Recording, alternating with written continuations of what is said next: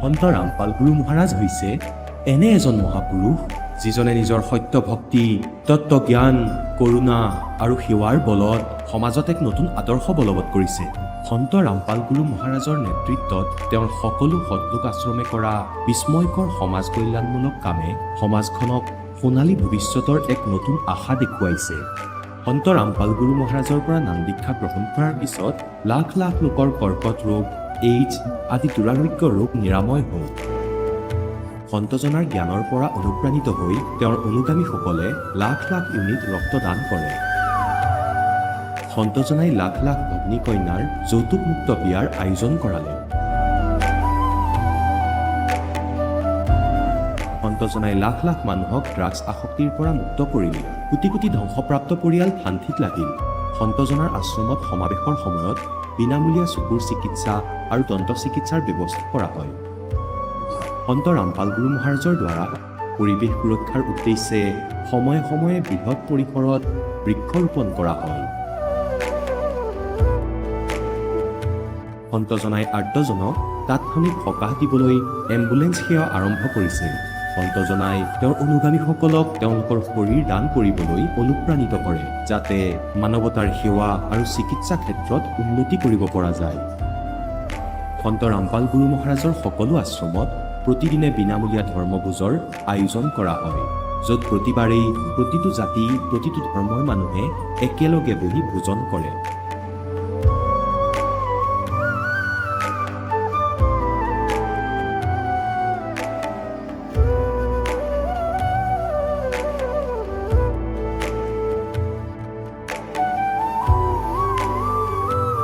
সন্ত ৰামপাল গুৰু মহাৰাজৰ আশ্ৰমত সহস্ৰাধিক বৃদ্ধ বৃদ্ধাই শ্ৰদ্ধা আৰু মৰমেৰে জীৱন যাপন কৰাৰ সুযোগ পায়। তেওঁলোকৰ থকা খোৱাৰ আৰু স্বাস্থ্যৰ সম্পূৰ্ণ দায়িত্ব সন্ত ৰামপাল গুৰু মহাৰাজে বহন কৰে। অনাথ শিশুৰ বাবে সন্ত ৰামপাল গুৰু মহাৰাজৰ সকলো আশ্ৰম বিশেষ বৰদানতকৈ কম নহয়, য'ত তেওঁলোকক শিক্ষা, সংস্কাৰ আৰু ভৱিষ্যতৰ বাবে উন্নত সুবিধা প্ৰদান কৰা হয়। বানপানী, ভূঁইকঁপ বা মহামাৰী যিয়েই নহওক, সন্ত ৰামপাল গুৰু মহাৰাজ আৰু তেওঁৰ অনুগামীসকল সদায় আৰ্তজনৰ বাবে আগৰণুৱা হৈ থাকে। ক'ভিড মহামাৰীৰ সময়ত সন্ত ৰামপাল গুৰু মহাৰাজৰ আশ্ৰমৰ পৰা কোটি কোটি লোকক খাদ্য, ঔষধ আৰু জীৱন ৰক্ষক সামগ্ৰী যোগান ধৰা হৈছিল। দুখীয়াক সকাহ কৰাই হওক বা যিকোনো শোষিত বা নিপীড়িত শ্ৰেণীৰ অধিকাৰ আৰু মৰ্যাদাৰ বাবে যুঁজ দিয়াই হওক, সন্ত ৰামপাল গুৰু মহাৰাজে সদায় তেওঁলোকৰ সকলো ন্যায্য দাবী চৰকাৰৰ ওচৰলৈ লৈ গৈছে আৰু তেওঁলোকক উপযুক্ত ন্যায় প্ৰদানৰ ক্ষেত্ৰত গুৰুত্বপূৰ্ণ ভূমিকা পালন কৰি আহিছে। সমাজত আধ্যাত্মিক আৰু সামাজিক মূল্যবোধৰ প্ৰতি সজাগতা অনাৰ প্ৰতিটো পদক্ষেপতে সন্ত ৰামপাল গুৰু মহাৰাজ মানৱতাৰ প্ৰকৃত সেৱক হিচাপে প্ৰমাণিত হৈছে। সন্ত ৰামপাল গুৰু মহাৰাজৰ জীৱনে আমাক শিকাইছে যে প্ৰকৃত সেৱা সেইটোহে যিটো নিস্বাৰ্থভাৱে কৰা হয়। আহক আমিও এই মহান সন্তজনৰ এই মহান সেৱাৰ কামত যোগ দিওঁ আৰু সন্ত ৰামপাল গুৰু মহাৰাজৰ পৰা নাম দীক্ষা লৈ আমাৰ জীৱন ধন্য কৰি তোলোঁ।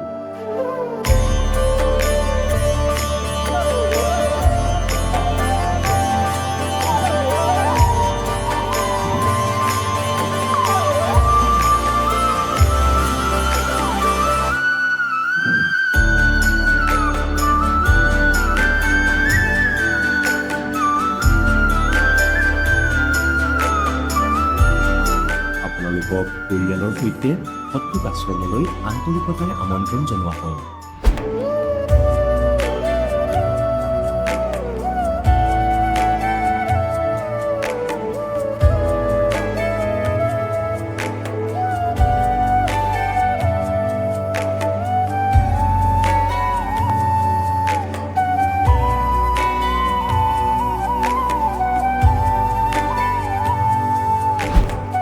ব্ৰহ্মাৰ পিতৃ কোন? কোন বিষ্ণুৰ মা? শংকৰৰ ককা কোন? আমাক কৈ দিয়া। জানিবলৈ অনুগ্ৰহ কৰি শুনক জগতগুৰু তত্ত্বদৰ্শী সন্ত ৰামপাল গুৰু মহাৰাজৰ অমৃত বচন, সকলো পবিত্ৰ ধৰ্মৰ পবিত্ৰ শাস্ত্ৰৰ আধাৰত। নমস্কাৰ ছাৰ। সৎসাহেব, ছাৰ কি নাম আপোনাৰ? ৰঞ্জিত দাস। ছাৰ আপুনি ক'ৰ পৰা আহিছে? মই যোৰহাট জিলা তিতাবৰ সমষ্টিৰ পৰা আহিছোঁ। ছাৰ আপুনি সন্ত ৰামপাল গুৰু মহাৰাজৰ পৰা নাম দীক্ষা কেতিয়া লৈছিল? মই 22 চনৰ 22 ছেপ্টেম্বৰত নাম দীক্ষা লৈছিলোঁ। তেখেতৰ পৰা নাম দীক্ষা লোৱাৰ আগতে আপুনি কেনেধৰণৰ ভক্তি সাধনা কৰিছিল? আমাৰ যিখিনি অসমীয়া সমাজৰ পৰম্পৰা শংকৰ মাধৱদেৱৰ অনুগামী হৈয়ে আমি পাৰ কৰিছিলোঁ। তাৰপিছতে আপোনাৰ আজি সন্ত ৰামপালজী মহাৰাজৰ সান্নিধ্যলৈ নহালৈকে আপোনাৰ হংসাদেশৰ শ্ৰী সতপালজী মহাৰাজৰ সান্নিধ্যত মই 15 বছৰ কটাইছিলোঁ। ছাৰ, আপুনি জনালে আপুনি হংসাদেশ পন্থৰ সতপাল মহাৰাজৰ শৰণাগত হৈ 15 বছৰ ধৰি ভক্তি সাধনা কৰি আছিলে। তেনে ক্ষেত্ৰত ছাৰ আপুনি সন্ত ৰামপাল গুৰু মহাৰাজৰ শৰণলৈ কিয় আহিব লগা হ'ল? তাত অহাৰ কাৰণটো হৈছে কি, আমাৰ ভকতমতীৰ আপোনাৰ এটি ব্যাধি আছিলে, যিটো ব্যাধি আপোনাৰ ডাক্তৰী চিকিৎসাৰ পৰা আৰোগ্য হোৱা নাছিলে। আৰোগ্য নোহোৱাৰ কাৰণে মই বহুত পৰিচান আছিলোঁ। আৰু তাৰ কাৰণে এখন আমাৰ ওচৰতে জ্ঞান গংগা পুথি এখন পাইছিলোঁ। আৰু তাত পঢ়ি পেলাই পাইছিলোঁ যে পূৰ্ণ পৰমাত্মাৰ চৰণত গ'লে ৰোগীয়া মানুহক সুস্থ কৰি দিব পাৰে পৰমাত্মাৰ চৰণত গ'লে। এই কথাটোৰ পৰা মই সদায় চিন্তা কৰিছিলোঁ যে সেই পৰম পিতাজনৰ বিষয়ে মই ক'ত বুজিব লাগিব বা তেখেতক মই কেনেকৈ প্ৰাপ্তি কৰিব পাৰোঁ, সেইটো চিন্তাতে মই আছিলোঁ। তাৰপিছতে আপোনাৰ যিজনে এই কিতাপখন লৈ পেলাই মোক দিছিলে, তেখেতৰ পৰা মই যোগাযোগৰ ঠিকনা লৈছিলোঁ। আৰু ঠিকনাৰ মাজতে এদিন মই ৰামপালজী ভগৱানৰ চৰণলৈ যাব ৰাস্তাটো পালোঁ। ছাৰ, আমি যেতিয়া সন্ত ৰামপাল গুৰু মহাৰাজৰ ভক্তসকলৰ অনুভৱ আমি টিভি স্ক্ৰীণত চাওঁ, বিভিন্ন ছ'চিয়েল মিডিয়াত দেখিবলৈ পাওঁ, তেওঁলোকে মত ব্যক্ত কৰে সন্ত ৰামপাল গুৰু মহাৰাজৰ পৰা নাম দীক্ষা লোৱাৰ পিছতে বিভিন্ন প্ৰকাৰে লাভ পায়। এই ক্ষেত্ৰত ছাৰ আপোনাৰ পৰাও জানিব বিচাৰিম, তেখেতৰ পৰা নাম দীক্ষা লোৱাৰ পিছত আপুনি অন্য কিবা লাভ পাইছে নেকি ছাৰ? অন্যটো আপোনাৰ ক'বলৈ গ'লে বহুতেই লাভ পাইছোঁ। এতিয়া প্ৰধান লাভ পাইছোঁ, মোৰ আত্মাৰ কল্যাণৰ ৰাস্তাটো পাইছোঁ। আত্মাৰ কল্যাণ কৰিবলৈ যাওঁতে ভক্তি কৰিব লাগিব, আৰু শুদ্ধ ভক্তিৰ মাজেদিহে মানুহৰ আত্মাৰ কল্যাণ হয়। এইটো প্ৰধান লাভ পাইছোঁ। ছাৰ, আমি জানিব পাৰিছোঁ যে সন্ত ৰামপাল গুৰু মহাৰাজ হিছাৰ জেলত আছে। এনে ক্ষেত্ৰত ছাৰ আপুনি তেখেতৰ শৰণ গ্ৰহণ কৰি ভক্তি কৰিলে, আমাৰ অসমতো বিভিন্ন শ্ৰদ্ধালু আধ্যাত্মিক গুৰু আছে, তেওঁলোকৰ চৰণলৈ গৈও আপুনি ভক্তি সাধনা কৰিব পাৰিলে হয়। এই ক্ষেত্ৰত ছাৰ কি ক'ব বিচাৰে? এতিয়া যিসকল গত মহাপুৰুষ আহিছে, তেখেতসকলক সকলোৱে বৃদ্ধাচৰণে কৰি আহিছে, আমি প্ৰমাণ পাই আছোঁ। আৰু এতিয়াও পৰম পিতাই লীলা কৰি আছে। এইটো পৰম পিতাই যদি আমাক সকলো ক্ষেত্ৰতে তেখেতে আমাক সহায় দিলেহেঁতেন, তেতিয়া আমি তেখেতক ইমান আমি অন্তৰাত্মাৰ ফালৰ পৰা আমি চিনি নাপালোহেঁতেন। কিন্তু তেখেত এতিয়া আমাৰ মাজত নাই যদিও তেখেত আমাৰ অন্তৰাত্মা জাগৃতিটো তেখেতে দি আছে। এইটোৱেই হৈছে আমাৰ ডাঙৰ শক্তি পাইছোঁ। আৰু যদিহে এই শক্তিটো নাথাকিলেহেঁতেন, তেতিয়া অনুগামী কিয় ইমান বাঢ়ি গৈ আছে, এইটো এটা প্ৰধান লক্ষ্য ৰাখিব লাগিব।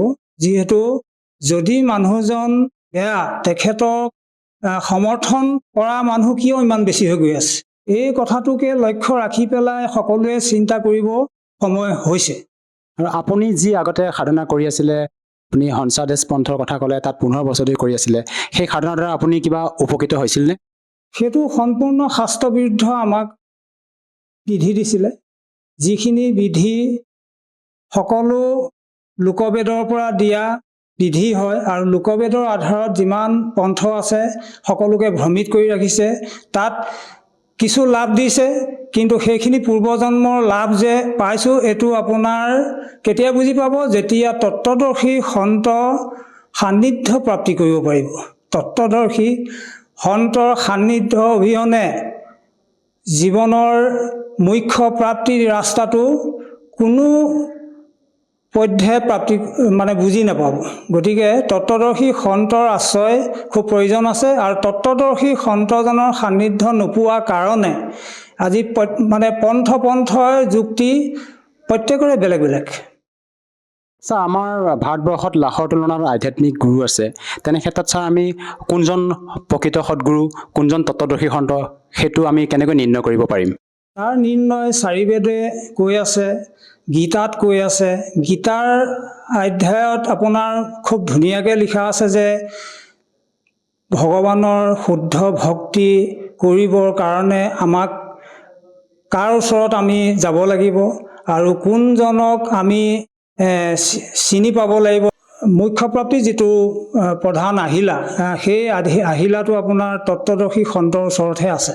এতিয়া তত্ত্বদৰ্শী সন্তজনক চিনি পোৱাৰ লক্ষণ খুব ধুনীয়াকৈ লিখা আছে। যিজনে ওলোটা বৃক্ষ, যিজোপা ওলোটা বৃক্ষৰ পাৰ্ট কৰি পেলাই যিজনে খৰচি মাৰি পেলাই ভক্তগণক চিনাই দিব পাৰিব, জনাই দিব পাৰিব, সেইজনেহে তত্ত্বদৰ্শী সন্ত। আৰু তত্ত্বদৰ্শী সন্তজনৰ উপদেশখিনি যদি আমি হৃদয়ংগম কৰি পেলাই আখৰে আখৰে পালন কৰিবলৈ যাওঁ, তেতিয়া নিশ্চিত আপোনাৰ মুখ্য প্ৰাপ্তিৰ দুৱাৰ খোল খাব। আমাৰ হিন্দু সমাজত প্ৰচলিত পৰম্পৰা হিচাপে আমাৰ হিন্দু সমাজে ব্ৰহ্মা বিষ্ণু মহেশকে মানে অজৰামৰ বুলি ভক্তি সাধনা কৰি আহিছে। এই ক্ষেত্ৰত ছাৰ সন্ত ৰামপাল গুৰুমাজে তেওঁলোকক ভগৱান বুলি পুজিবলৈ কিয় মানা কৰে? কিবা প্ৰমাণ আছেনে সদগ্ৰন্থত ছাৰ? এইটো প্ৰমাণ আপোনাৰ আমাৰ হিন্দু শাস্ত্ৰই নহয়, যিমান ধৰ্মশাস্ত্ৰ আছে পৃথিৱীত সকলো ধৰ্মগ্ৰন্থই কৈ আছে যে কবিৰ দেৱ পৰমাত্মা হয়, তেওঁ অবিনাশী হয়, তেওঁ সৃষ্টি ৰচনাকাৰী তেখেত হয়, আৰু তেখেতৰ পৰাই সকলো দেৱ দেৱীৰ পৰা ধৰি যিমান বিশ্ব ব্ৰহ্মাণ্ডত জীৱ জংগম আছে তেখেতৰে সৃষ্টিকৰ্তা তেখেত হয়। গতিকে আৰু তাতকৈ আৰু কি প্ৰমাণ লাগিব? এতিয়া 4 বেদত লিখা আছে যে কবিৰ পৰমাত্মা হয়, কোৰাণ বাইবেলত লিখা আছে কবিৰ পৰমাত্মা হয়, গুৰু গ্ৰন্থ চাহিবত আছে কবিৰ পৰমাত্মা হয়, আমাৰ আনকি শংকৰ মাধৱদেৱৰ প্ৰণীত কীৰ্তন পুথিতো কবিৰ দেৱৰ বিষয়ে উল্লেখ আছে। গতিকে ইয়াতকৈ আৰু প্ৰমাণ কাৰ পৰা আমি বিচাৰি ল'ম? গতিকে এইটো আমি সত্য মানি ল'ব লাগিব যে কবিৰ দেৱ পৰমাত্মা হয়। ছাৰ, আমাৰ হিন্দু সমাজত প্ৰচলিত পৰম্পৰা হিচাপে আমাৰ সমাজত শ্ৰাদ্ধ শ্ৰাদ্ধকে আদি কৰি বিভিন্ন সকাম আয়োজন কৰে। কোনো লোকৰ মৃত্যু হ'লে বা মৃতকৰ আত্মা সদগতিৰ কাৰণে বিভিন্ন সকাম আদি কৰ্ম কৰা আমি দেখিবলৈ পাওঁ। এই ক্ষেত্ৰত ছাৰ আমি জানিব বিচাৰিম সন্ত ৰামপাল গুৰুমাজে শ্ৰাদ্ধ শ্ৰাদ্ধ সকাম এইবোৰ কৰিবলৈ মানা কৰে। এই ক্ষেত্ৰত ছাৰ আপুনি কি ক'ব বিচাৰে? সন্ত ৰামপালজী মহাৰাজৰ যিখিনি নিয়ম, যিখিনি যুক্তি, যিখিনি আপোনাৰ তেখেতৰ মানে আমাক যিখিনি কৰিবলৈ দিছে বা ভক্তৰ কাৰণে যিখিনি প্ৰয়োজনীয়, সেইখিনি কথা শাস্ত্ৰৰ পৰাই তেখেতে আনি দিছে। যিখিনি শাস্ত্ৰত আমি পঢ়িও আমি নেপালোঁ, বুজি নেপালোঁ, কিন্তু তেখেতে সেই একেখন শাস্ত্ৰৰ পৰাই অমৃত সদৃশ জ্ঞান তেখেতে আমাক দিছে। গতিকে এইটো আমাৰ পোনছাতে আমি এতিয়া আনৰ কথা আমি নকওঁ। এতিয়া শাস্ত্ৰই যেতিয়া যিখিনি আমাক কৰিবলৈ দিছে, আমি সেইখিনি নকৰি পেলাই আমি কাৰ কথা আমি পালন কৰিবলৈ যাব লাগিব? এতিয়া গীতাত লিখা আছে যে শ্ৰাদ্ধ পিণ্ডদান নিষেধ। তো গীতাৰ শাস্ত্ৰৰ কথাবিলাক যদি আমি বিশ্বাস কৰোঁ, তেতিয়া সেই কথাটো কি অবিশ্বাস কৰিব লাগিব নেকি? আৰু সেই কথাটো বিপৰীত আমি পালন কৰিব লাগিব নেকি? গতিকে এইখিনি কথা এতিয়া বিচাৰ কৰিবৰ সময় হ'ল। তাকে আমাৰ তত্ত্বদৰ্শী সন্তজনৰ সান্নিধ্য পোৱা মাত্ৰকে কোনটো কৰিব লাগে, কোনটো কৰিব নালাগে, এইটো নিৰ্ণয়টো নিজে নিজে বুজি পাব। আপোনালোকৰ গুৰু সন্ত ৰামপাল গুৰুমাজে আপোনালোকক যি ভক্তি বিধি মন্ত্ৰ প্ৰদান কৰে, সেই ভক্তি বিধি মন্ত্ৰ কেৱল হিন্দু ধৰ্মৰ শাস্ত্ৰৰ আধাৰতে প্ৰদান কৰে নে সকলো পবিত্ৰ ধৰ্মশাস্ত্ৰৰ আধাৰত আপোনালোকক প্ৰদান কৰে?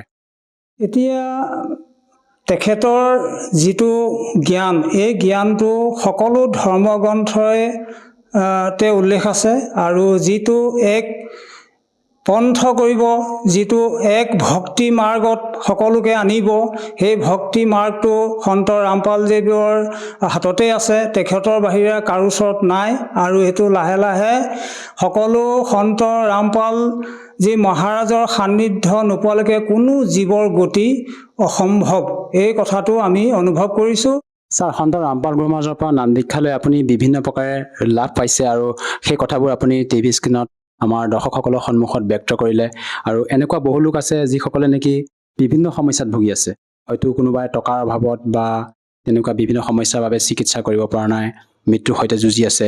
সেইসকল লোকে যদি আপোনাৰ দৰে উপকৃত হ'ব বিচাৰে সৎভক্তিৰ দ্বাৰা, কেনেকৈ উপকৃত হ'ব পাৰিব? এই কথাটো এতিয়া মোৰ ক্ষেত্ৰতো মই ক'বলৈ গৈ আছোঁ। আমি এতিয়া ভগৱানক ভক্তি কৰোঁ। তো ভগৱানক কিহৰ কাৰণে আমি ভক্তি কৰোঁ? আমাক সুখ লাগে, শান্তি লাগে, বেমাৰ ব্যাধিৰ পৰা আমি ৰক্ষা পাব লাগে, তাক লৈ পেলাই আমি ভক্তি কৰোঁ। কিন্তু আমি আগতে যিমান ভক্তি কৰিছিলোঁ তাৰ পৰা আমাৰ একোতে আমি লাভ নাপালোঁ। এতিয়া ধৰ্মশাস্ত্ৰই কৈছে যে ভগৱান মানে সুখদাতা, দুখদাতা নহয়।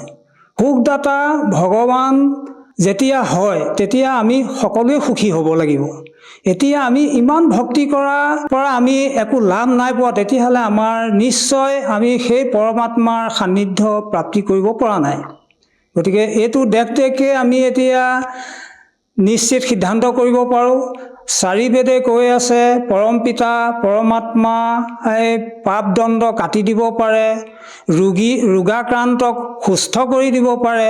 গতিকে শাস্ত্ৰৰ যিখিনি উক্তি, এই উক্তিখিনি যদি সত্য হয় নিশ্চয় তাৰ প্ৰমাণ আমি প্ৰাপ্তি কৰিব পাৰিম।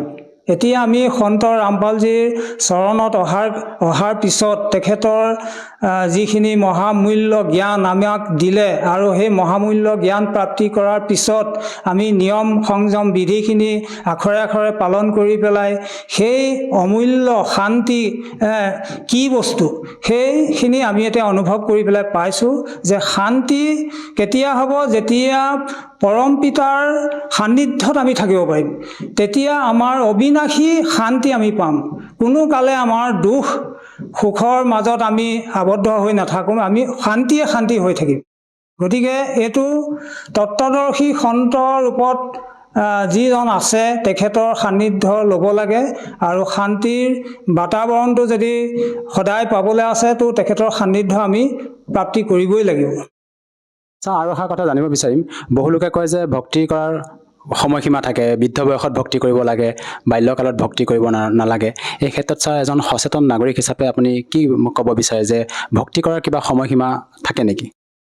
এতিয়া আমি স্কুলীয়া পুথিত ভগৱানৰ বিষয়ে আমি কিঞ্চিত হে জ্ঞান আমি পাইছিলোঁ, কিন্তু ধৰ্মপুথিৰ কেৱল মাত্ৰ ভগৱানক ভক্তিৰ মাৰ্গৰ কথাহে তাত আছে।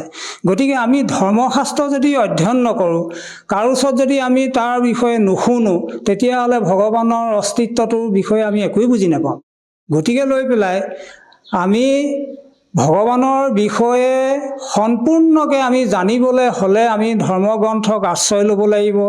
ধৰ্মগ্ৰন্থৰ বিষয়ে য'ত আলোচনা হয়, য'ত মানে কেন্দ্ৰ আছে, তাত গৈ পেলাই তাৰ গোটেই খৰচি মাৰি পেলাই আমি তাৰ জ্ঞান ভাণ্ডাৰটো আমি বুজি পাব লাগিব। তাৰ বাহিৰে আৰু অন্যটো উপায় নাই। গতিকে এতিয়া ভক্তি মাৰ্গৰ বিষয়ে জানিবলৈ হ'লে আমি ধৰ্মশাস্ত্ৰই প্ৰমাণ বুলি কৈ আছে মহাপুৰুষসকলে। গতিকে ধৰ্মশাস্ত্ৰ আমি হাতত ল'বই লাগিব, অধ্যয়ন কৰিব লাগিব। অধ্যয়ন কৰিব নোৱাৰিলেও আমি শুনিব লাগিব কোনোবা এজনৰ পৰা। ছাৰ, আমি বিভিন্ন ছ'চিয়েল মিডিয়া প্লেটফৰ্মত যেতিয়া সন্ত ৰামপাল গুৰুমহাৰাজৰ অনুগামীসকলে যেতিয়া আমি অনুভৱ শুনো, তেওঁলোকে মত ব্যক্ত কৰে যে তেওঁৰ পৰা নাম দীক্ষা লোৱাৰ পিছতে নিচা ত্যাগ কৰিব পাৰি। এই ক্ষেত্ৰত ছাৰ আপুনি কি ক'ব বিচাৰে? প্ৰকৃততে সন্ত ৰামপাল গুৰুমহাৰাজৰ পৰা নাম দীক্ষা লোৱাৰ পিছতে নিচা ত্যাগ কৰিবলৈ সক্ষম হ'ব পাৰিনে? হয়, এইটো একদম সম্পূৰ্ণ সত্য। এইটো মোৰ জীৱনত মই নিজেই প্ৰমাণ পাইছোঁ। ময়ো এজন বহুত নিচাসক্ত ভাৱে মই আছিলোঁ। মই আপোনাৰ সকলো নিচাই মই সেৱন কৰিছিলোঁ আৰু যিদিনাৰ পৰা মই সন্ত ৰামপালজীৰ চৰণলৈ আহিলোঁ, তেখেতৰ কৃপাৰ পাত্ৰ ৰূপে মোক ৰাখিলে, তেতিয়াৰ পৰা মোৰ এই বদ অভ্যাসখিনি, এই বেয়া বস্তুখিনিৰ পৰা মই আঁতৰি আহিলোঁ। আৰু মোৰ এতিয়া আনে খালেও মোৰ বা আনে যদি খাই থাকে, মই এইটোও মোৰ কাৰণে বৰ অশান্তিৰ কাৰণ হৈ আহিছে। গতিকে এই বস্তুটোতো বাদেই দিয়ক, খোৱাটোতো বাদেই দিয়ক, এতিয়া কোনোবাই খাই থকা দেখিলেও এইটো মানে মনত দুখ আহে। আৰু আপোনালোকৰ সন্ত ৰামপাল গুৰুমহাৰাজৰ যিবিলাক সতলোক আশ্ৰম আছে, তাত কোনো লোকে নিচা সেৱন নকৰে? এইটো আপোনাৰ সমাজ, সেই সমাজখন আমি মনে প্ৰাণে চিতে আমি সদায় কামনা কৰি থাকোঁ যে এখন সুস্থ সমাজ আমাক লাগে। আমাক পিছৰ চামৰ কাৰণে এখন সুস্থ সমাজ আমি গঢ় দিব লাগে। এইখিনিত আমাৰ অৱদান আছে। আমি অৱদান মানে কি, আমি কি কৰিব লাগিব? আমি নিজে নিচা গ্ৰহণ কৰিব নালাগিব, আনক নিচা যদি কোনোবাই কৰি আছে, নিচামুক্ত কৰিবৰ কাৰণে আমি তাত চেষ্টা কৰিব লাগিব।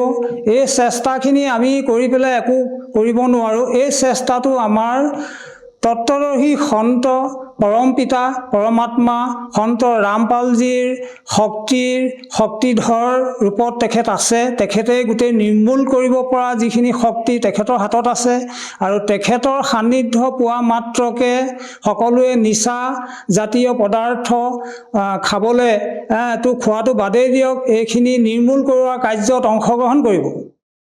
ছাৰ, আপুনি হিন্দু সমাজত প্ৰচলিত পৰম্পৰাগত ভক্তি সাধনা যি কৰি আছিলে পূৰ্বতে, সেই সাধনাৰ দ্বাৰা আপোনাৰ কোনো লাভ হোৱা নাছিলে। পিছত আপুনি সন্ত ৰামপাল গুৰু মহাৰাজৰ জ্ঞান বুজি তেখেতৰ শৰণাগত হৈ যি ভক্তি সাধনা বৰ্তমান কৰি আছে, ইয়াৰ দ্বাৰা আপুনি বিভিন্ন প্ৰকাৰে লাভ পালে। এই ক্ষেত্ৰত ছাৰ, শেষত আমি জানিব বিচাৰিম যে যদিহে কোনো লোকে সন্ত ৰামপাল গুৰু মহাৰাজৰ পৰা সহজভাৱে নাম দীক্ষা ল'ব খোজে, কেনেকৈ ল'ব পাৰিব ছাৰ? আজিৰ যুগটো মোবাইলৰ যুগ। এই মোবাইলৰ যুগত মোবাইলত আপোনাৰ ছ'চিয়েল মিডিয়া বহুত আছে, গতিকে তাৰ ভিতৰতে আপোনাৰ সন্ত ৰামপালজীৰ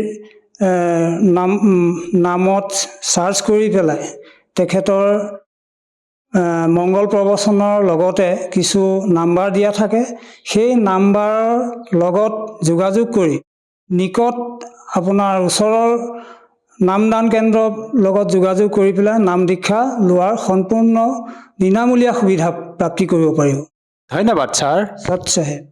এতিয়া জগতগুৰু তত্ত্বদৰ্শী সন্ত ৰামপাল গুৰু মহাৰাজৰ সৎসংগৰ মাধ্যমেৰে সেই অদ্বিতীয় আধ্যাত্মিক জ্ঞানৰ বিষয়ে জানি লওঁ, যাৰ মাধ্যমেৰে আপোনালোকেও প্ৰাপ্ত কৰিব পাৰিব এনেকুৱা আধ্যাত্মিক, মানসিক আৰু ভৌতিক সুখ যি এতিয়ালৈকে কেৱল আপোনালোকে মীৰাবাই, ধ্ৰুৱ, প্ৰহ্লাদ আদি কেইজনমান ভক্তৰ জীৱন কথাতহে শুনিছে। এতিয়া শুনক তত্ত্বদৰ্শী সন্তৰ সৈতে শাস্ত্ৰ অনুকূল ভক্তি সৎসংগ, এনেকুৱা অদ্বিতীয় আধ্যাত্মিক জ্ঞান যাৰ প্ৰমাণ আছে সকলো ধৰ্মৰ সকলো পবিত্ৰ শাস্ত্ৰত। जीव चिताय लोक ले जाऊं, काल कष्ट से जीव बचाऊं। সেইবাবে পৰমাত্মাই মোক আজ্ঞা দিছে, ইয়াত তেওঁৰ সন্তান বহুত দুখত আছে, গতিকে সিহঁতক এতিয়া মই সতৰ্ক কৰি জ্ঞান দি ইয়াৰ পৰা উলিয়াম। ताते हम संसार ही जायब और दे परवाना लोक पठाब। সেইবাবেই মই সংসাৰলৈ যাম, এওঁলোকক সৎমন্ত্ৰ দি সত্যলোকলৈ লৈ যাম। अमर करूं सतलोक पठाऊं, ताते बंदी छोड़ कहाऊं। बंदी छोड़ हमारा नामम, अमर अब अजर अमर है अस्थिर ठामम। কৈছে ताते हम संसार ही जायब, दे परवाना लोक पठायब। यह सुन काल भयंकर भय हो, हमको त्रास दिखायन लगी हो। এইটো শুনি কালে ভয়ংকৰ ৰূপ ল'লে আৰু মোক হম দেখুৱাব ধৰিলে। কালে কৈছে सत्तर युग हम सेवा कीनी, राज पृथ्वी मोको दीनी। राज पुरुष ने मोको दीना। 70 যুগ মই তপস্যা কৰিলো, তাৰপিছত পৰমাত্মাই মোক এই লোক দিছে। মই নাচ গান কৰিয়ে প্ৰাপ্ত কৰা নাই, মই তপস্যা কৰি পাইছো, ভগৱানে দিছে। আৰু তুমি কেনেকৈ আহিলা ইয়ালৈ? 70 युग हम सेवा कीनी, ये राज बड़ाई पुरुष मोहि दीनी। फिर 64 युग सेवा ठायो, अष्टखंड पुरुष मोहि देव। तब तुम मार निकारा मोहे, जोग जीत ना छोड़ू तो हे। কৈছে তুমিতো মোক মাৰি পিটি তাৰ পৰা পঠিয়াই দিছিলা 21 ব্ৰহ্মাণ্ডৰ সৈতে, এতিয়া তুমি মোৰ লোকলৈ আহিছা, মই তোমাক নেৰিম। পৰমাত্মাই কি কৈছে কবিৰ চাহেবে? तब हम कहो सुनो धर्मराया, हम तुम्हारे डर नहीं डराया। तुम्हें भय देखुवाला बोलिए मैं भय ना खाऊं। हम कह तेज पुरुष बल आही, अरे काल तब डर मोहि नाही। মোৰ তাত পৰমাত্মাই দিয়া শক্তি আছে, তোমাৰ একো প্ৰভাৱ নপৰে মোৰ ওপৰত। पुरुष प्रताप सुमरते ही बारा, शब्द अंगते काल ही सारा।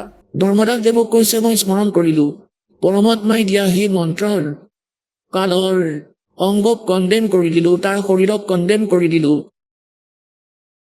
तत्क्षण दृष्टि ताई पघेरा, श्याम लीलाट बहोते ही केरा।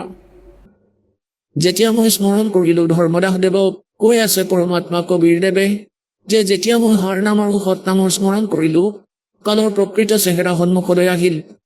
কলা মূৰ, কলা শৰীৰ, ওখ মূৰ, বেকা হৈ মূৰটো তাৰ ভয়ংকৰ। कैसे तत्क्षण दृष्टिता पर हेरा, श्याम लीलाट बहोती केरा। पंख घात जैसे होए पखेरू, ऐसे काल मही पर हेरू। যেনেকৈ যেতিয়া চৰাইৰ পাখি কাটি দিয়া হয় তেনেকৈ এই কাল পৃথিৱীৰ ওপৰত পৰিল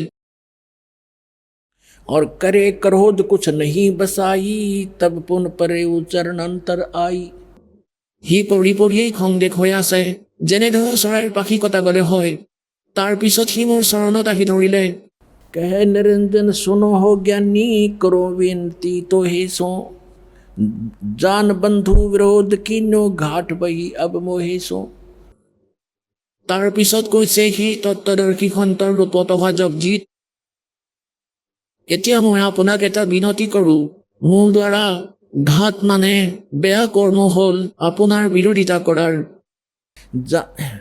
জান বন্ধু বিৰোধ কিনা ঘাট বহি अब मोहे सो মই দাদা বুলি ভাবি আপোনাৰ লগত বেয়া ব্যৱহাৰ কৰিলোঁ মোৰ ভুল হ'ল पुरुष सम अब तोहे जानो नहीं दूजी भावना तुम बड़े सर्वज्ञ साहिब अक्षमा छतर तनावना মইতো আপোনাক ভগৱান পুৰুষৰ তুল্য বুলি মানো আৰু আপুনিতো ক্ষমাৰ সাগৰ तुम हो करो बख्शीश पुरुष दीन दस राज हम और षोडश में तुम ईश ज्ञानी पुरुष सो एक सम আপুনিতো আটাইতকৈ ডাঙৰ দাদা আমাৰ 16 জনৰ ভিতৰত আপুনি আটাইতকৈ ডাঙৰ আৰু মোক ক্ষমা কৰি দিয়ক মই আপোনাক ভগৱানৰ সমান বুলি ভাবো পিতাৰ সমান धर्मराय असविनती ठानी मैं सेवक द्वितीय नहीं जानी दयावंत तुम साहेब दाता एति कृपा करो हे ताता এতিয়া মই আপোনালোকক এইটো শুনাও কাৰণ আজিৰ প্ৰসংগ হ'ল কেদাৰনাথ ইত্যাদি কেনেকৈ হ'ল সেইটো প্ৰসংগ দৰকাৰী ৰৈ যাব নহ'লে জনতাৰ হৃদয়ত সোমোৱাব লাগিব সৰ্বনাশ হৈ গৈছে নহ'লে অলপমান কৈ তাৰপিছত আগলৈ শুনাম কোৱা হয় কালে আকৌ কি ক'লে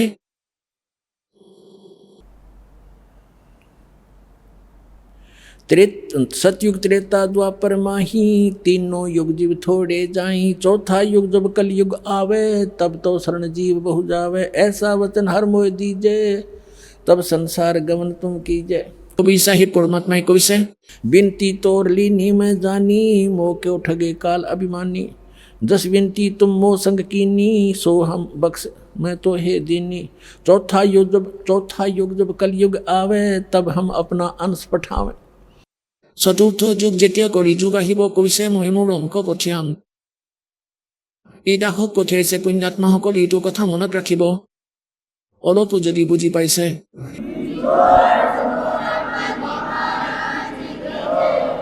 और जय परवाना दे हैं सत शब्द दे हाथ जाके हठ शब्द हठ नाम দি দিব सो जीव यम नहीं पावहि सदा ताहे हम साथ পৰমাত্মাই কৈছে যিয়ে মোৰ এই দাসৰ পৰা নাম ল'ব তাৰপিছত এই কালে তাক আমনি কৰিব নোৱাৰে সেই সকলোবোৰ সন্তানৰ লগতেই থাকিম মই যিহি পৰৱানা দেহে সত শব্দ দে হাত যাকে হঠ শব্দ দিব তাক আৰু সো জীৱ यम नहीं পাৱে কালে চুব নোৱাৰে সদা তাহি হম সাথ মই সদায় তাৰ লগত থাকিম এতিয়া কালে কি কয়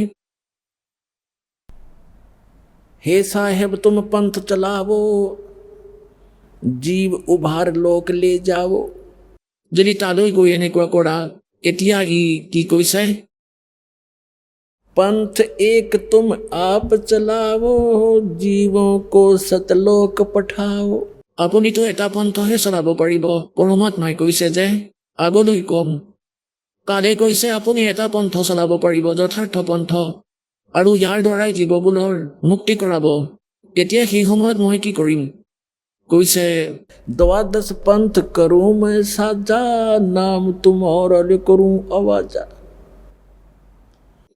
12টা পন্থ চলাম আৰু আপোনাৰ নাম লৈ অমৰ লোক হত পুৰুষৰ কথা শুনাই কবিৰ চাহেব পৰমাত্মা কবিৰ চাহেবৰ গুণ গাই সদগুৰু কবিৰ চাহেবৰ নামেৰে कहते द्वादश पंथ करूं मैं साजा नाम तुम्हारा ले करूं आवाजा द्वादश पंथ नाम जो ले ही वो मेरे मुख में आन समोई और अनेक पंथ चलाऊं या विद जीवों को भरमाऊं এতিয়া কৈছে পৰমাত্মাক কালে কৈছে 12টা পন্থ তোমাৰ নামত চলাম যেনে ধৰক গৰীব দাস চাহেব দেৱলৈকে আপোনালোকক কবিৰ সাগৰ কবিৰ বাণীটো দেখুৱাইছো বহুবাৰ আজিৰ এই বহুতো দেখুৱাম হতসংগ কৰি থকাৰ সময়ত তাত কৈছে যে কবিৰ চাহিব মানে চূড়ামণিৰ পৰা ধৰি গৰীব দাসলৈকে 12টা পন্থ আছে কালৰ। তাত কিয়নো তাত যথাৰ্থ ভক্তি নাই, পৰমাত্মাৰ মহিমা কম বেছি পৰিমাণে আছে, কিন্তু কবিৰ চাহিবক এই যে গড বুলি নামানে। কিন্তু গৰীব দাস যিজন আছিল তেওঁ পুণ্যাত্মা আছিল। পৰমাত্মাই যি যথাৰ্থ জ্ঞান দিছিলে সেইবোৰেৰে এখন গৰীব দাস নামৰ গ্ৰন্থ বনাইছে। তেওঁক আদেশ দিছিলে যে এতিয়া এই যথাৰ্থ মন্ত্ৰৰ কথা কাকো নকবা। তেওঁক কেৱল লিখিব দিছিলে, তেওঁ লিখিলে। জ্ঞানো লিখি থৈছিলে, টুকুৰা টুকুৰিকৈ লিখিছিলে। যেনেদৰে স্পেয়াৰ পাৰ্টছৰ দোকান, তাত সকলোবোৰ মটৰৰ পাৰ্ট থাকে গাড়ীৰ। এতিয়া সুবিধা অনুসাৰে সকলোৱে বেলেগ বেলেগকৈ থয়। ইঞ্জিনিয়াৰে সেইবোৰ বাছি বাছি গাড়ী বনায়। আনে একো কৰিব নোৱাৰে, সকলো বস্তু থৈ দিলেও। গতিকে দাসক ইঞ্জিনিয়াৰ বনাই পঠাইছে, ৰাম নামৰ গাড়ী বনাই এই দাসে। এই সদগ্ৰন্থৰূপী জেনুইন জেনেৰেল ষ্টৰৰ পৰা এই পাৰ্টছবোৰ লৈ লৈ যি বাস্তৱিক গাড়ী হয় ৰাম নামৰ, সেয়া বনাই দিলোঁ আপোনালোকৰ বাবে। এতিয়া কি কয়, कहते हैं 12 पंथ करूं मैं साजा, नाम तुम्हारा ले करूं आवाजा, 12 संसार पठाऊं, नाम तुम्हारे पंथ चलाऊं। এই 12টা পন্থৰ বাবে দূত পঠিয়াম, ইহঁতৰ মুৰব্বী থাকিব। যেনে ৰাধাস্বামী পন্থৰ মুৰব্বী শিৱদয়াল দেৱ আছিল। এওঁৰ গুৰু নাই, জ্ঞানৰ কোনো আদিয়ন্ত নাই। সৎপুৰুষ আৰু সত্যলোকৰ মহিমা গায়। ই এইটোৱে নাজানে সৎনাম কাক কয়, সৎপুৰুষ কাক কোৱা হয়, সাৰ শব্দ কি আৰু সত্যলোক কি খেলি মেলি কৰি থৈছে। আৰু সিহঁতৰ পিছত লাগি আছে আমাৰ সৰল আত্মাবোৰ। এইবোৰ কি ধিক্কাৰ, এনেকুৱা জ্ঞানক, এনেকুৱা বুদ্ধিক, এনেকুৱা সন্তক। সিহঁত কালৰ দূত আৰু ইয়াৰ পৰা ধন ধন সদগুৰু সচ্চা চৌদা, জয় গুৰুদেৱ আৰু এই সকলোবোৰ ব্ৰাঞ্চ ওলাইছে।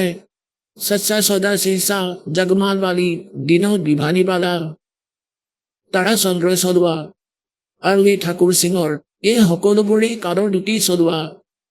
ইয়াত কৈছে 12 संसार पठाऊं, 12 संसार पठाऊं, नाम तुम्हारा यानी सतलोक अमरपुर लेक अमरलोक लेकर नाम चलाऊं, पंथ चलाऊं। प्रथम दूत मम प्रगटे जाई, पीछे अंश तुम्हारा आई। काले की कय प्रथमे মই নিজৰ দূত পঠিয়াম।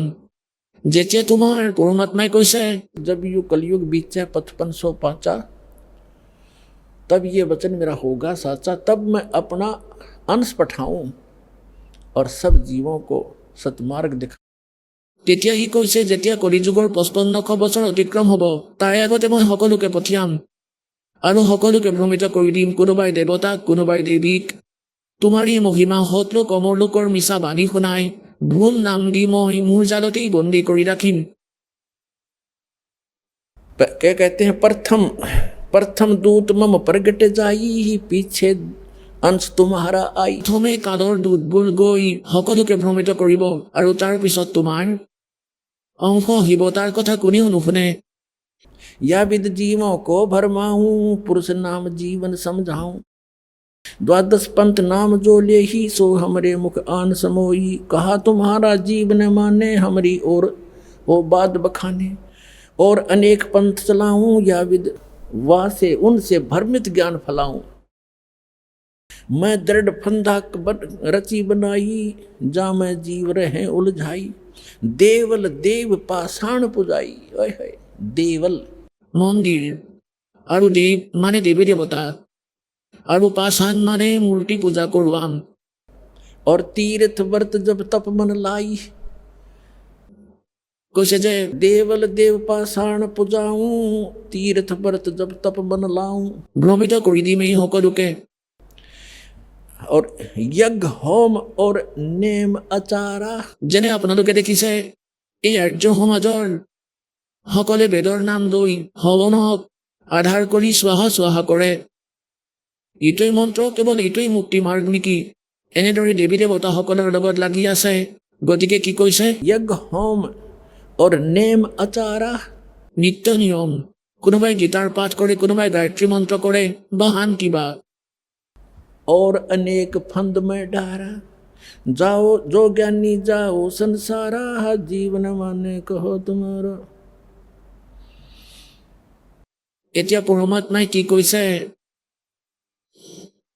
এতিয়া দাসে ইমানখিনি বুজাব বিচাৰিছিলে যে যি জালৰ বিষয়ে দাসে বুজাব বিচাৰিছে যে এই কেদাৰনাথ কেনেকৈ হ'ল আৰু তাৰ পূজা কি কৰি আছে, কোনে বনাইছিলে। गतिके এইটো কালে কৈছিলে যে যাও जोग जीत संसारा जीवन माने कहा तुम्हारा प्रथम दूत प्रगटे मम जाई पीछे अंश तुम्हारा आई। তেতিয়া পৰমাত্মাই কৈছিলে যে তুমি যি কৰিব বিচাৰিছা কৰা। কি কৈছিলে ভগৱানে যে কৰা তুমি যি কৰিব বিচাৰিছা। মালিকে জানিছিলে তেওঁ সৰ্বজান বালক তেওঁৰ সন্মুখত সি। পৰমাত্মাই জানিছিলে ইয়াৰ দূত গৈ যি ক'বলগীয়া আছে ক'বই, বলকিব আছে বলকিবই। নিজৰ মতে গ্ৰন্থ বনাব সিহঁতে আৰু সমাজলৈ সিটোৱে যাব। তেতিয়া মই মোৰ দাস পঠিয়াম আৰু সদগ্ৰন্থৰ জ্ঞান কৰাম তেওঁক। সেই সময়ত পৰমাত্মাই কৈছিলে যেতিয়া কলিযুগৰ 5500 বছৰ অতিক্ৰম হ'ব সেই সময়ত এই বিজ্ঞান বিস্তাৰ কৰিম। এতিয়া পুণ্যাত্মাসকল এই 5505 1997 আৰম্ভ হয় কলিযুগ। তাৰপিছতে এই ইলেক্ট্ৰনিক মিডিয়া আৰু এই সকলো CD DVD এইবোৰ যেতিয়া চলিলে তাৰ আগতে একোৱেই নাছিলে। সেইবাবেই পৰমাত্মাই কৈছিলে মোৰ সন্তান যেতিয়া যাব পিছত সদগ্ৰন্থবোৰ দেখুৱাব আৰু সিহঁতৰ কালৰ দূতসকলে নিজৰ মতে লিখা অনুভৱবোৰ থাকিব। অৰিজিনেল ডুপ্লিকেট নোটবোৰ দেখুৱাব, মুখামুখি কৰিব। তেতিয়া মোৰ সন্তানবোৰে মোৰ কথা বুজিব। 1 মিনিটতে সকলো বাদ দি সিহঁত মোৰ ওচৰলৈ আহিব, কল্যাণ হ'ব।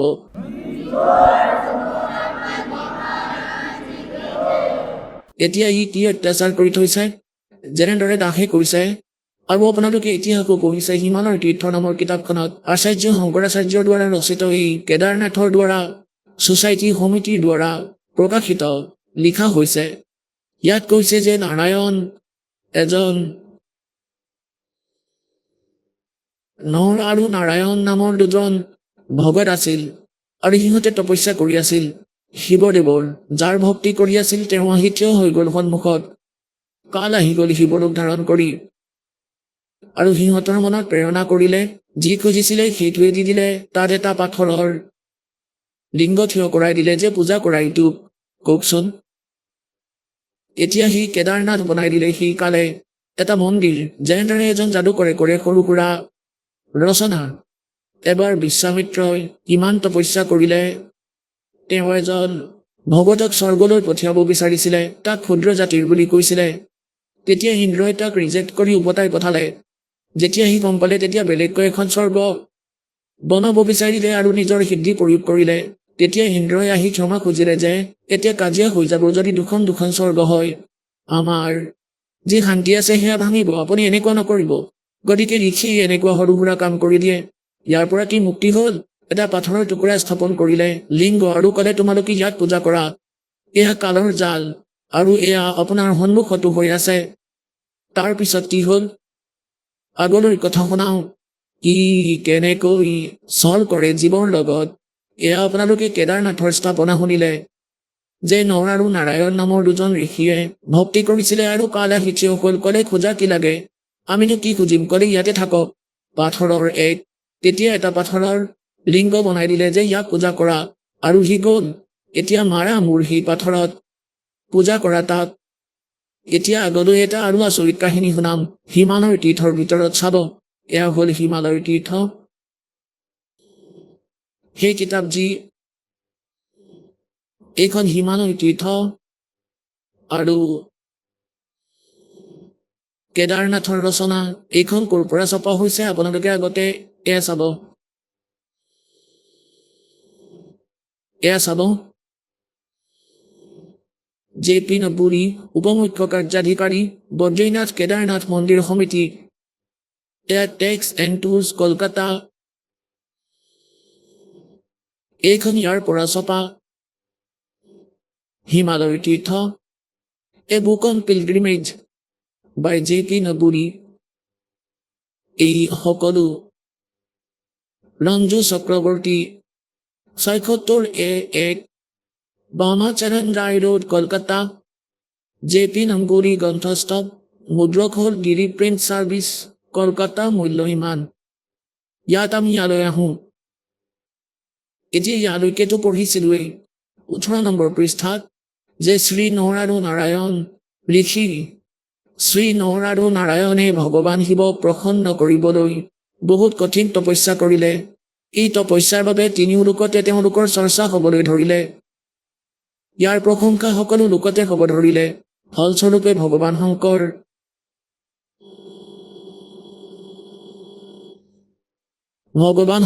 নৰ আৰু নাৰায়ণৰ তপস্যাত প্ৰসন্ন হ'ল আৰু তেওঁ প্ৰত্যক্ষ প্ৰকট হৈ ঋষিসকলক দৰ্শন দিলে।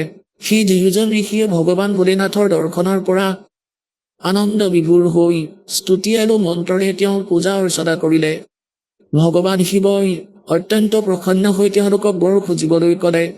তেতিয়া ভগৱান শংকৰৰ কথা শুনি দুয়োজন ঋষিয়ে দেৱাদিদেৱ মহাদেৱক প্ৰাৰ্থনা জনালে, হে প্ৰভু, যদি আপুনি প্ৰসন্ন হৈছে আৰু বৰ দিব বিচাৰিছে, তেন্তে এই স্বৰূপতে জগত কল্যাণৰ বাবে পূজা কৰিবৰ বাবে ইয়াত স্থিত হওক, যাতে জগতৰ মহান উপকাৰ আৰু ভগতৰ মনোকামনা আপোনাৰ দৰ্শনৰ দ্বাৰা পৰিপূৰ্ণ হওক।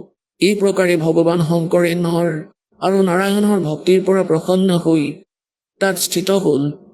কওকচোন, কৈছে দেৱাদিদেৱ মহাদেৱ, যদি আপুনি আমাৰ ওপৰত প্ৰসন্ন হৈছে, তেন্তে ভগতৰ কল্যাণৰ সদায়ৰ বাবে আপোনাৰ স্বৰূপক এই স্থানত স্থাপিত কৰাৰ বাবে কৃপা কৰক। ইয়ালৈ আহি আপোনাৰ দৰ্শন পূজা কৰা মনুষ্যই আপোনাৰ অবিনাশী ভক্তি প্ৰাপ্ত কৰিব। ঋষিসকলৰ প্ৰাৰ্থনা শুনি ভগৱান শিৱই জ্যোতিলিংগ ৰূপত তাত বাস কৰিবলৈ স্বীকাৰ কৰিলে। ভগৱান শিৱক বৰ খুজি নৰ আৰু নাৰায়ণ ঋষিয়ে এই জ্যোতিলিংগ আৰু এই পবিত্ৰ স্থানৰ বিষয়ে যি কৈছে আখৰে আখৰে সত্য। এই জ্যোতিলিংগৰ দৰ্শন পূজন তথা ইয়াত স্নান দান কৰিলে ভগতসকলৰ, এতিয়া আমি 19 নম্বৰ পৃষ্ঠাত আহিলো, হিমালয় তীৰ্থৰ লৌকিক ফলৰ প্ৰাপ্তিৰ লগে লগে অচল শিৱভক্তি আৰু লগতে মুক্তিৰ প্ৰাপ্তিও সহজ হৈ যাব। হিমালয়ত কেদাৰ নামৰ পৰ্বতৰ শিখৰত প্ৰতিষ্ঠিত হোৱাৰ বাবে এই জ্যোতিলিংগক শ্ৰী কেদাৰেশ্বৰ জ্যোতিলিংগ নামেৰে জনা যায়। কেদাৰ শব্দৰ অৰ্থ এনেকুৱা স্থানৰ পৰা আহিছে দলদোষ এবং অতিমাত্ৰাত পানী থাকে। কেদাৰ ক্ষেত্ৰৰ স্থিতি এনেকুৱাই, কাৰণ ভগৱান শংকৰ জলপ্ৰবাহ প্ৰিয়। নৰ আৰু নাৰায়ণ ঋষিৰ পিছত অন্য ঋষিমুনি আৰু ভক্তৰ দ্বাৰা এই জ্যোতিৰ্লিং পূজনীয় হ'ল। তাৰ পিছত মহাভাৰতৰ কালত পাণ্ডৱৰ দ্বাৰা পুত্ৰ হত্যা অৰ্থাৎ মহাভাৰতৰ যুদ্ধত নিজৰ ভাই বন্ধু ইত্যাদিৰ হত্যাৰ পাপৰ পৰা মুক্ত হোৱাৰ বাবে ইয়াত দেৱাদিদেৱ মহাদেৱৰ আৰাধনা কৰা হৈছিল। এতিয়া পুণ্যাত্মাসকল অকণমান লিংক শুনাম। এই কালে কি কৰিলে, কেনেকৈ চল কৰিলে, ইহঁতৰ মনত প্ৰেৰণা ভৰাই দিলে, কাৰণ ইয়াৰ হাতত ৰিমত আছে যে আপুনি ইয়াত স্থাপিত হওক। তাৰ পিছত এটা পাথৰ থৈ দিলে, লিংগ, পাথৰৰ টুকুৰা, যে ইয়াক পূজা কৰিবা। কালে কৈছে, মই এনেকৈ ভ্ৰমিত কৰিম সকলোকে, আৰু ইয়াত এইটোও প্ৰমাণ দিছে যে ইয়াক দৰ্শন কৰিবলৈ যোৱাসকলে লৌকিক লাভো পাব এই লোকৰ, আৰু তেওঁলোকে চাগে মুক্তিও প্ৰাপ্ত কৰিব। এতিয়া এই 15,000-20,000ৰো মুক্তি প্ৰাপ্ত হ'ল, বেচেৰাসকল মৰি গ'ল ডুবি। গতিকে পুণ্যাত্মাসকল, এই মানৱ জাতিয়ে এতিয়া ইমান বেয়াকৈ ঠগ খাইছে, যদি এতিয়াও চকু খোল নাখায় তেনেহ'লে আপোনালোকে কাদৰ ভাং বেছিকৈ খাই থৈছে। পৰমাত্মাই কয়, কবিৰ ये माया अटपटी सब गठान अड़ी और किस किस को समझाऊं या कुएं भांग पड़ी। ইয়াৰ পিছত কি কৈছে, তাত আৰু পূজনীয় স্থান আছে, যে সময়ত যেনেদৰে কালে গীতাৰ জ্ঞান দিয়াৰ সময়ত শ্ৰীকৃষ্ণক প্ৰৱেশ কৰি কৈছিলে যে অৰ্জুন, তোমাৰ দুয়োখন হাততে লাড়ু আছে, যদি যুদ্ধত মৰিও যোৱা তেন্তে স্বৰ্গলৈ যাবা, আৰু যদি যুদ্ধত জিকাও তেন্তে পৃথিৱীৰ ৰাজত্ব ভুগিবা, আনন্দ কৰিবা, আৰু তোমাৰ একো পাপ নালাগে, মই সকলোকে মাৰি থৈছো, তুমি যুদ্ধৰ বাবে থিয় হোৱা। তাক ভয় খুৱাই ভয়ংকৰ ৰূপ দেখুৱাই যুদ্ধৰ বাবে সাজু কৰালে। যেতিয়া মহাভাৰতত সকলো নাশ হ'ল, 18 কোটিজন ব্যক্তি মৰি গ'ল যুদ্ধ কৰি কাটি। তাৰ পিছত সেই যুধিষ্ঠিৰে সপোনত দেখিবলৈ আৰম্ভ কৰিলে, আৰু শ্ৰীকৃষ্ণ তেওঁৰ ধাৰ্মিক গুৰুও আছিলে। দ্বিতীয় অধ্যায়ৰ 7ম শ্লোকত অৰ্জুনে স্বয়ং স্বীকাৰ কৰিছে আপুনি মোৰ গুৰু হয়, আমি আপোনাৰ শৰণত আছো, যি যথাৰ্থ জ্ঞান আছে আমাক কওক। যেতিয়া শ্ৰীকৃষ্ণৰ ভিতৰত কাণ নাছিলে আৰু যেতিয়া তেওঁক আকৌ সমাধানৰ কথা সুধিলে যে মোৰ ভাতৃৰ স্থিতি কিয় এনেকুৱা হ'ল, তেতিয়া তেওঁ কৈছিলে যে শ্ৰীকৃষ্ণই তেতিয়া কৈছিলে যে তোমালোকে যে মহাভাৰতত বন্ধুঘাত কৰিছিলা, সৈন্য মাৰিছিলা, সেই পাপ সেই দোষে তোমালোকক দুখী কৰি আছে, তোমালোকে এটা যজ্ঞ কৰা। সেই সকলো কৰিলে। তাৰ পিছত কি হ'ল, যেতিয়া শ্ৰীকৃষ্ণৰ মৃত্যু হ'ল আৰু অৰ্জুন এডাল কাণ মাৰি দিছিলে চিকাৰী এজনে ভগৱান শ্ৰীকৃষ্ণৰ ভৰিত, তেতিয়া সকলো পাণ্ডৱ গ'ল তালৈ। তেতিয়া শ্ৰীকৃষ্ণই ক'লে যে তোমালোক মোৰ শিষ্য আৰু মোৰ ৰিলেটিভ হয়, মোৰ এটা কথা শুনা, তোমালোকে এতিয়া হিমালয়লৈ গুচি যোৱা, তাত তপস্যা কৰিবা, যেতিয়ালৈকে তোমালোকৰ শৰীৰৰ অন্ত নহয়, তেতিয়াহে তোমালোকৰ পাপ নাশ হ'ব, যি তোমালোকে মহাভাৰতত বন্ধুঘাত কৰিছিলা। তেতিয়া অৰ্জুনৰ মনত সন্দেহ আহিল। যেতিয়া আপুনি গীতাৰ জ্ঞান দি আছিলে ভগৱান, তেতিয়া আপুনি কৈছিলে পাপ নালাগে বুলি। তাৰ পাছত যেতিয়া দ্বিতীয়বাৰ ভাতৃৰ সমাধানৰ বাবে আপোনাৰ ওচৰলৈ আহিছিলো, যি ভয়ংকৰ সপোন দেখে সেইবাবে মূল কটা গল দেখা পাই হাহাকাৰ হৈ থকা দেখি সপোনত তেওঁ একেবাৰে দুখী হৈ বহি যায়। তেতিয়া আপুনি কৈছিলে যে তোমালোকৰ ওপৰত মহাভাৰতত কৰা পাপৰ সেই হত্যাবোৰৰ পাপ লাগিছে, যজ্ঞ কৰা, আমি যজ্ঞও কৰিছিলো। আৰু আজিও আপুনি কৈছে তোমালোকৰ ওপৰত বন্ধুঘাতৰ পাপ আছে, হিমালয়লৈ গৈ তপস্যা কৰি মৰা। ভগৱান, আপুনি কি কৰিলে আমাৰ লগত এয়া? তেতিয়া শ্ৰীকৃষ্ণই ক'লে যে অৰ্জুন, এয়া সূক্ষ্ম বেদত লিখা আছে যে মই নাজানো মই গীতাৰ জ্ঞান দিয়াৰ সময়ত কি কৈ আছিলো, কিন্তু এতিয়া যি মই কৈ আছো সেয়া কৰিব লাগিব তুমি, ইয়াৰ বিকল্প নাই। ইমানখিনি কৈ প্ৰাণ ত্যাগ কৰিলে। নিজৰ ৰাজ্য নাতিপুত্ৰ পৰীক্ষিতক দি সকলোবোৰ তালৈ গুচি গ'ল, যাৰ কথা সি দাসে দেখুৱাব বিচাৰিছে। এতিয়া কৈছে পৰমাত্মাই কৈছে সূক্ষ্ম বেদত कि 5 पांडव गड़े हिमालय और 18 सोनी खा गया काले। 18 অক্ষৰী কালে খাই পেলালে। 5 পাণ্ডৱ হিমালয়ত গলিব, তাতে গলি মৰিব। সৈন্যখিনি কালে খাই এওঁলোকক পাপ দি গ'ল আৰু আগলৈ গৈ সিহঁতৰ আৰু নাশ কৰালে। সেয়া কি কৰিছিলে আপোনালোকক পঢ়ি শুনাই আছো। এয়া আমি পঢ়ি আছো হিমালয় তীৰ্থ পুস্তক, ইয়াৰ 18 নম্বৰ পৃষ্ঠাত। এয়া হিমালয় তীৰ্থ পুস্তক, ইয়াৰ 18 নম্বৰ পৃষ্ঠা আমি পঢ়ি আছো।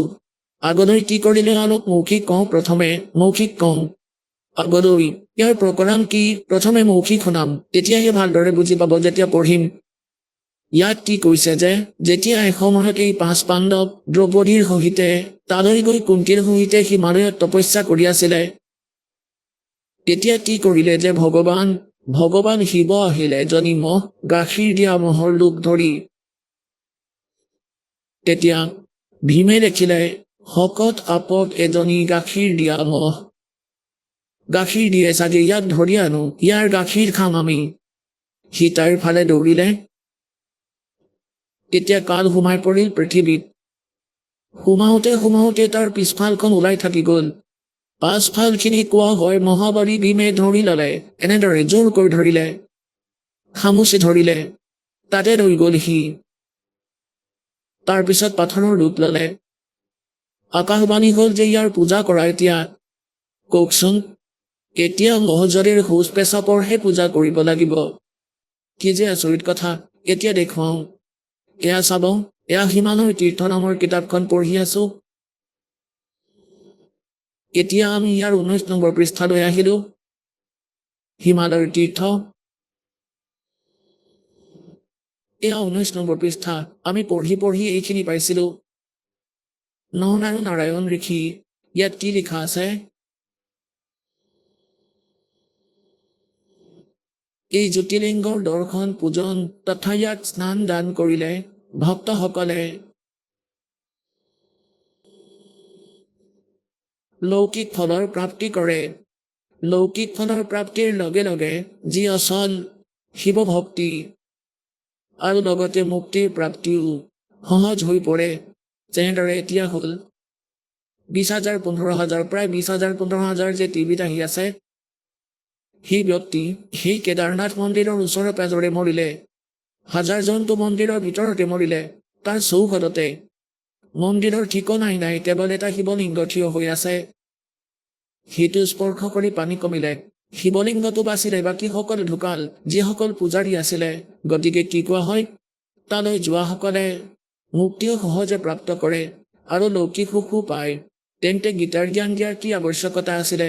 গীতা পঢ়া কি আৱশ্যক? বেদ পঢ়াৰ কি আৱশ্যক যদি তালৈ এনেকৈ গ'লেই মুক্তি পায়? ইমান সহজ দেখোন। এয়া ভ্ৰমিত কৰা কালে পতা জাল হয়। ই আগতেই কৈছিলে যে এনেকৈ ভ্ৰমিত কৰিম देवल देव और पाषाण पुजाऊं, या विद जीव को भरमाऊं। जाओ जोग जीत संसारा, जीव न माने कहा तुम्हारा, जीव तुम्हारा कहा न माने, और हमारी ओढ़ हो बाद बखाने।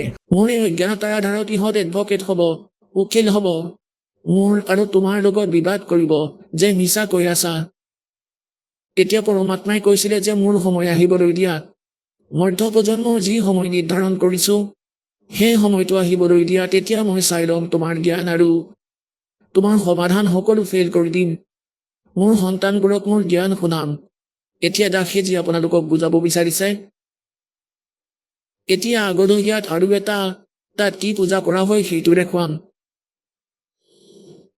এয়া চাব, হিমালয়ৰ তীৰ্থ 19 পৃষ্ঠাৰ আমি কিতাপখনলৈ আহিলো। ই কি কৈছে? এই প্ৰসংগতে পুৰাণত এটা কথা আহে, এইখিনি আমি আকৌ পঢ়িম। তাৰ পিছতে মহাভাৰতৰ কালত পাণ্ডৱৰ দ্বাৰা গোত্ৰ হত্যা অৰ্থাৎ মহাভাৰতৰ যুদ্ধত নিজৰ ভাই বন্ধু ইত্যাদিৰ হত্যাৰ পাপৰ পৰা মুক্তি পাবলৈ ইয়াত দেৱাদিদেৱ মহাদেৱৰ আৰাধনা কৰিলে পাণ্ডৱসকলৰ দ্বাৰা কৰা হ'ল। এই প্ৰসংগতে পুৰাণত এটা কথা আহে। আহক আমি এতিয়া সেই শ্ৰদ্ধালুসকলৰ অনুভৱবোৰ জানো, যিসকলে জগতগুৰু তত্ত্বদৰ্শী সন্ত ৰামপাল গুৰু মহাৰাজৰ পৰা দীক্ষা প্ৰাপ্ত কৰিছে তথা তেওঁ কোৱা ভক্তি মাৰ্গ এওঁলোকে অৱলম্বন কৰি আছে। হয়, নমস্কাৰ। হয়, নমস্কাৰ। কি নাম হয় আপোনাৰ? মোৰ নাম লক্ষ্মী। লক্ষ্মী, আপুনি ক'ৰ পৰা আহিছে? মোৰ ঘৰ হ'ল ইউপিৰ কানপুৰ জিলাত, কিন্তু মোৰ প্ৰকৃত ঘৰ পাঞ্জাৱতে, জিলা ভটিণ্ডাত, পাঞ্জাৱৰ ৰামা মন্দি। হয়, আপুনি সন্ত ৰামপালদেৱ মহাৰাজৰ লগত জড়িত হোৱাৰ আগত কি ভক্তি কৰিছিল? ছাৰ, মই ভক্তি সাধনা এইকাৰণে কৰিছিলোঁ কাৰণ মোৰ ককা বৈষ্ণৱ পন্থৰ আছিলে। সেইবাবে চেৰাবলী মাতা আৰু লগতে বজৰংবলীৰো পূজা আৰতি কৰিছিলোঁ, কিন্তু তথাপিও আমাৰ স্থিতি বেয়াৰ ফালেহে গৈ আছিলে। ইয়াৰ পৰা আমাৰ লাভটো একো নহ'ল, কিন্তু লাভ হোৱাৰ সলনি যি মোৰ মনত প্ৰশ্ন আহিছিলে সেইফালে মোৰ স্তৰ নামি যাব ধৰিছিলে। যেতিয়া মোৰ বিয়া হ'ল, বিয়া হোৱাৰ পিছত মই দুৰ্গা মাতাৰ নৱৰাত্ৰি ব্ৰতো ৰাখিছিলোঁ। তাৰ পাছত এদিন আমাৰ লগত এনেকুৱা এটা ঘটনা হ'ল যে মোৰ স্বামীদেৱ তেখেতে বহুত বেছি ড্ৰিংক কৰিছিলে। ড্ৰিংক কৰি তেওঁ যেতিয়া ঘৰত আহিছিল তেতিয়াই মই এটা শপত লৈছিলোঁ যে মাতা, মই তোমাৰ শৰণত আছোঁ, কিন্তু যাৰ বাবে মই মোৰ সমস্ত জীৱন আপোনাক অৰ্পণ কৰিছোঁ তাৰ পৰা আমি একো লাভ পোৱা নাই। গতিকে মই বাকী যি আছিলে তেওঁৰ সকলোবোৰ বস্তু বান্ধি মই নদীত উটুৱাই দিলোঁ যে আজিৰ পৰা যদি জীৱনত ভক্তি কৰোঁ তেন্তে সঁচা পৰমাত্মাৰহে কৰিম, নহ'লে মই মোৰ জীৱন এনেকেই ব্যৰ্থ কৰি পেলাম। হয়, আপুনি আগতে যি ভক্তি কৰিছিল সেই ভক্তি কৰাৰ বাবে আপুনি একো লাভ নাপালে, তেন্তে আপুনি সন্ত ৰামপালদেৱ মহাৰাজৰ শৰণলৈ কেনেকৈ আহিল? ছাৰ, 2010ৰ কথা, মোৰ ভণ্টিৰ বিয়া আছিল। মই গাঁৱলৈ গৈছিলোঁ। তালৈ যাবলৈ গৌৰৱধাম এক্সপ্ৰেছেৰে হিচাৰলৈ গৈছিলোঁ। এখন জ্ঞান গংগা নামৰ কিতাপ সন্ত ৰামপালদেৱ মহাৰাজৰ শিষ্যই সেই কিতাপখনৰ প্ৰচাৰ কৰি আছিল। মই সেই কিতাপখন ল'লোঁ আৰু সেইখন পঢ়ি মোৰ মনত আস্থা জাগি উঠিল। সেই কিতাপখন পঢ়ি উৎসাহ জাগিল। মই সেই কিতাপখন পঢ়ি মোৰ চকু পানী আহি গ'ল। মই কান্দিলোঁ যে পৰমাত্মা যদি আছে এই পৃথিৱীত ক'ৰবাত নহয় ক'ৰবাত আছে। সেই কিতাপখন লৈ মই ঘৰলৈ আহিলোঁ আৰু মোৰ দেউতাক দিলোঁ। মোৰ দেউতাই সেই কিতাপখন পঢ়িলে আৰু ময়ো সেই কিতাপখন পঢ়িলোঁ। সেই কিতাপখন পঢ়ি আমাৰ মনত ইমান বিশ্বাস জাগি উঠিল যে মোৰ মনৰ যি আশাবোৰ ভাঙি যাব ধৰিছিলে, সেই কিতাপখন পঢ়াৰ পিছত মোৰ মনৰ আশা আকৌ জাগি উঠিল। তেতিয়া মোৰ দেউতাই ক'লে যে ৰ'বা, নাকান্দিবা, পৰিস্থিতি মানুহৰেই আহে, চিন্তা নকৰিবা, আমি সময় এটা উলিয়াই তালৈ যাম এবাৰ। কিন্তু আমি গম পোৱা নাছিলোঁ যে পৰমাত্মা তাতেই বহি আছে। আৰু আমি কেৱল এই উদ্দেশ্যেৰে গৈছিলোঁ যে যিখন কিতাপ পঢ়ি আমাৰ মনত ইমান শান্তি আহিছে, যে যি গৃহস্থ জীৱনত আমি ইমান ব্যস্ত হৈ পৰিছিলোঁ, সেইখন কিতাপ পঢ়াৰ পিছত দেউতাই ক'লে যে পুত্ৰী, নাকান্দিবা, এবাৰ তোমাক আৰু ল'ৰা ছোৱালীৰ সৈতে নিশ্চয় লৈ যাম।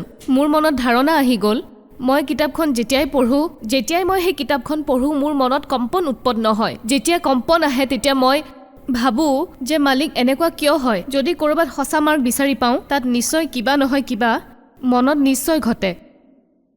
সেই কিতাপখন পঢ়াৰ পিছত মোৰ মনত এনেকুৱা কিবা এটা আছিলে যিয়ে মোক বিচলিত কৰিছিলে। মোৰ শৰীৰত যি ভূত প্ৰেতৰ বাধা আছিল সেইটো বহুত দিনৰ পৰা হৈয়ে আছিলে। মোৰ ইমান গম্ভীৰ স্থিতি হৈ গৈছিল যে মই ইমান চিন্তাত পৰিছিলোঁ যে ইমান ভয়ংকৰ বেমাৰে পালে। যেতিয়া ডক্টৰে মোক উত্তৰ দি দিলে তাইৰ শুশ্ৰূষা কৰক আৰু ঘৰত নিয়ক, এইৰ বেছি সময় নাই। তাৰ পাছত সন্ত ৰামপালদেৱ মহাৰাজৰ শৰণলৈ মোক লৈ গ'ল। মই পৰমাত্মা সন্ত ৰামপালদেৱ মহাৰাজৰ শৰণলৈ আহিলোঁ আৰু উপদেশ ল'লোঁ। তাৰ পিছত বেমাৰৰ পৰা মুক্তি পালোঁ।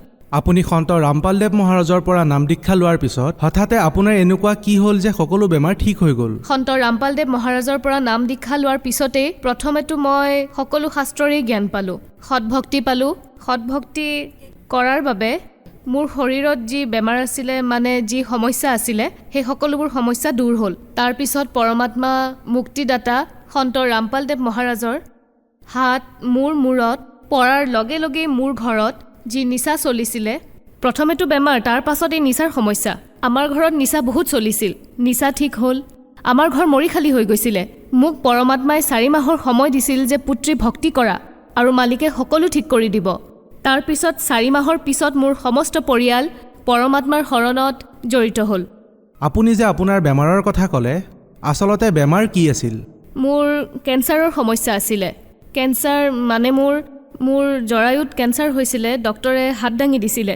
মোৰ যি কেঞ্চাৰৰ সমস্যা আছিল 12 বছৰৰ পৰা 12 বছৰ ধৰি মোৰ শৰীৰত সমস্যা আছিল, কিন্তু গম পোৱা নাছিলোঁ যে কি সমস্যা আছিল। কিন্তু যেতিয়া পৰমাত্মা সন্ত ৰামপালদেৱ মহাৰাজৰ শৰণলৈ গ'লোঁ, কেঞ্চাৰে ইমান ভয়ংকৰ ৰূপ লৈছিলে যে 2 ইউনিটহে তেজ আছিল মোৰ শৰীৰত।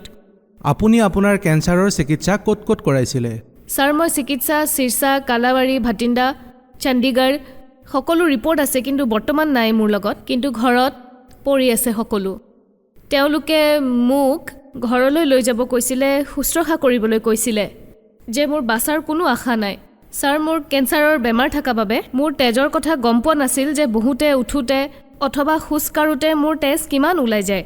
তাৰ কোনো চিকিৎসা নাছিল, ডক্টৰৰ ওচৰতো নাছিল। কিন্তু যেতিয়া সন্ত ৰামপালদেৱ মহাৰাজৰ শৰণলৈ গ'লোঁ, তাতহে সমাধান পালোঁ যে সেই তেজক পৰমাত্মাই এনেকুৱা, তেওঁ মোক যেতিয়া সৎভক্তি আৰু নাম উপদেশ দিলে, মূৰত ধৰি আশীৰ্বাদ দিলে আৰু ক'লে যে যোৱা পুত্ৰী সৎভক্তি কৰা সকলো ভাল হৈ যাব। সেইদিনাৰ পৰা আজি দিনলৈকে মই কেতিয়াও ডক্টৰৰ ওচৰলৈ নগ'লোঁ। না মোৰ এনেকুৱা কিবা সমস্যা আহিল।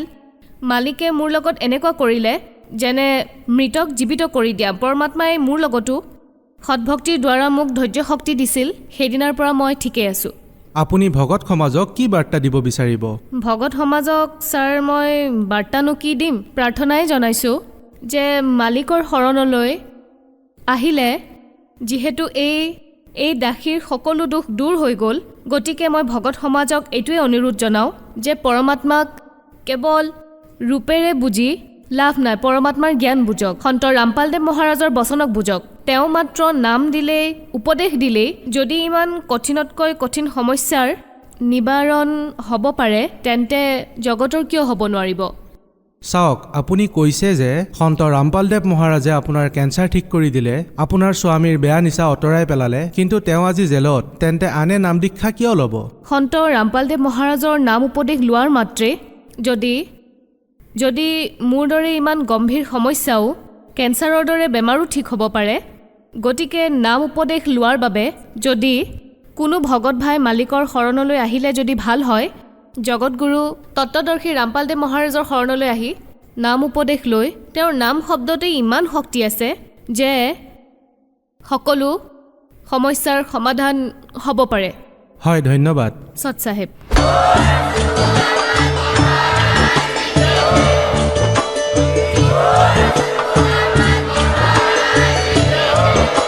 আপুনি শুনি আছিলে জগতগুৰু তত্ত্বদৰ্শী সন্ত ৰামপাল গুৰু মহাৰাজৰ মংগল প্ৰবচন। অধিক জানিবৰ বাবে ভিজিট কৰক www.jagatgururampalji.org। সন্ত ৰামপাল গুৰু মহাৰাজৰ শুভ আশীৰ্বাদত সমগ্ৰ বিশ্বতে 500তকৈ অধিক নাম দীক্ষা কেন্দ্ৰ আছে, য'ত সন্ত ৰামপাল গুৰু মহাৰাজৰ দ্বাৰা বিনামূলীয়াকৈ নাম দীক্ষা দি থকা হৈছে। আপোনাৰ ওচৰৰ নাম দীক্ষা কেন্দ্ৰৰ ঠিকনা জানিবলৈ সম্পৰ্ক কৰক 7082208528